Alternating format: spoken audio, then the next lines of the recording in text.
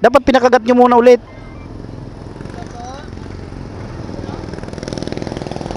Oo, manluloko kang animal ka. Nakausap ko na yung asawa ko.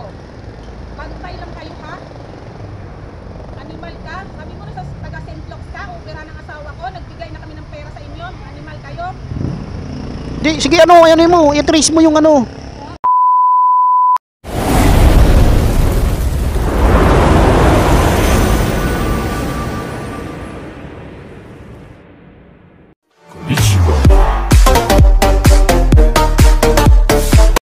So ayun guys, habang bumabaybay tayo dito sa lugar na to, may tumawag sa akin ng joyride. Ha?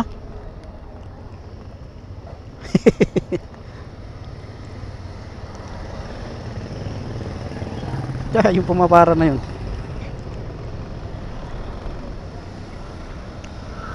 Yung pumapara sa akin. Kala siguro ako yung nakabook sa kanya. Halika, balikan natin. Turbo yun sa pagkukwento ko ah.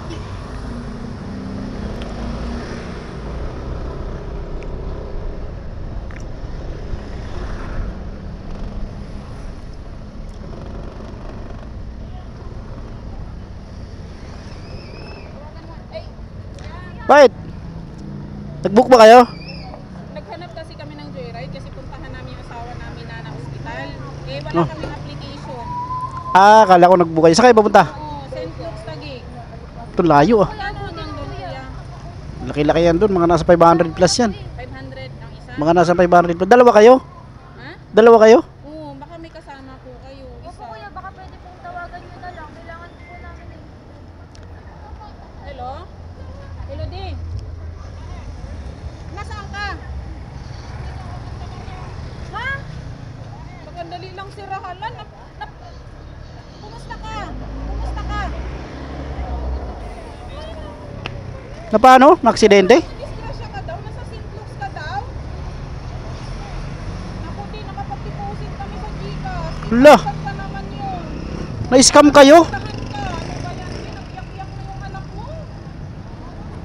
8,000 kasi nakikita yung opera sa'yo. Sus, dapat hindi kayo naniniwala agad sa ganun. Ano ba yan? Kuya, boses na boses po ng tatay ko eh. Sus, Mariusip. Ano ba yan, di? Kumusta ka? Importante, kumusta ka? Ang pera... Ano ba yan? Ako, Sus. kuya. Pasensya na sa abala. Di, okay lang, okay lang. Nakausap ka daw ng anak mo kanina. Boses mo daw yun. Tapos alam mo bang kausap namin? Taga St. Luke's daw siya. Tapos Putang ina. ka daw. Ba yan? Asan na yung number, ma'am? Yung number. Daw niya, nakausap Yung pinag-depositan nyo, may pangalan yun eh. Dapat ano, di kayo naniniwala basta-basta sa ganyan. Wala po, tita. At saka bakit alam yung number? Babalikin mo na sila ni tita mo. Putang ina. Naku kuya, hindi po pala kahirap ang buhay ngayon. Gagawin. Oh, sabi ko sa inyo, huwag kayo naniniwala basta-basta sa ganyan. Ano ko ba ang sabi? Nakulap ka daw yung asawa ko? Putang ina. At saka yung Kulaps ka na daw, operahan ka daw, kasi kailangan i-CT scan ka daw. putang ina. Sus, mabuti na, di ba kayo nakasakay? Galing pa po ako ng school kuya. May nag-text po sa akin. Sabi niya, ma, kailangan na. Tapos hindi ko na Ano kaya. yung number mo? Hindi ko rin alam eh. Tapos boses pa po ng tatay ko talaga eh. Syempre po, iyak po kasi rinig ko yung boses Pag uwi nga niya. sa school, nagtatakbo to. Putang ina. Nagdisgrasya daw daddy niya.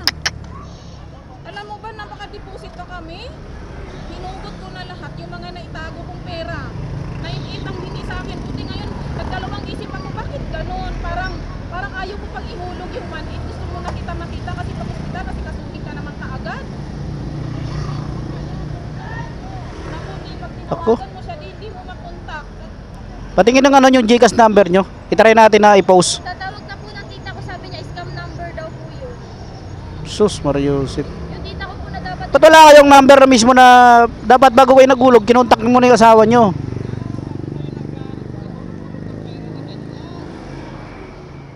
Asan mo ba yung asawa nyo? Nasa Santa Maria. Oh, bakit makakarating na St. Luke's yun? Ayan, layo na St. Luke's Taguig eh. Buti tumawag ka. Eh kasi ito kuya, kaya nagmadali ako din. Nakausap daw niya mismo ang ama niya. Maririnig ko po yung boses. Ah, Santa Maria, Bulacan, nandito banda yan. St. Luke's nandun eh. Tagig pa nga daw kami pupunta. Tagig, kaya tinawag ka namin. Tika, mamaya tawag ka Hindi, importante mahalaga OT ka. Ang pera nakikita. Doon siya nagtatrabaho sa Santa Maria? Sus, Sige na, sige na. ang layo nun. Galing Santa Maria, itatakbo ng ano, St. Luke's. Ang dami, mas maraming ospital malapit sa Santa Maria. Di ka na makakarating na St. Luke's. Alam po yan, naglalalamog siya. Ah, naglalalamove siya. Naglalalamog kasi. Sus, Mariosep. Wala na. Tinakbo namin dito para lang kami makapagpulong kasi ang pinahawakan ko, daddy niya naka Di, itry nyo ano, baka mahabol nyo pa. Yung pinagjikasan nyo. Pero hindi na yun eh. sa Alphamart kuya eh. Hanapin nyo yung pangalan niya. Nung nag-send ba na So ayun guys, at wala na nga nagawa yung magnanay. Talagang na-scam sila. Tinuro ko na lang sila sa barangay. Magbablatter sila doon kasi may police station naman dyan sa Disiplina Village na yan. Kaya mag-ingat tayo guys sa mga scammer. Huwag tayo basta-basta naniniwala sa mga yan. Lalo na pag-abot sa mga kamag-anak natin na mga nadisgrasya daw. Hanggat maaari i-confirm muna natin, tawagan natin yung tao na halimbawa magulang natin. Katulad yan, yung tatay niya raw kasi asawa niya nagsidente raw nasa St. Luke's. Ngayon kailangan mag-deposit na pampasity scan. Agad-agad naman silang nag-deposit ng 8,000, 9,800 ang inihingi. Kaya mag-iingat tayo guys hanggat maaari. Lagi tayong kontakin natin yung mga kamag-anak natin kung nasa labas para aware tayo kung totoong nangyayari sa kanila. Hanggat maaari monitor natin sila para hindi tayo ma-scam ng mga kumag na yan. Nakakaawa kasi 8,000, easy 8,000 na pinaghirapan mo biglang ma-scam ka lang. So yun lang guys, kung bago wala sa channel ko, mag-subscribe ka na, pakipollow na rin ako sa aking FB page. So yun lang guys, bye bye, ingat palagi tayo guys, goodbye.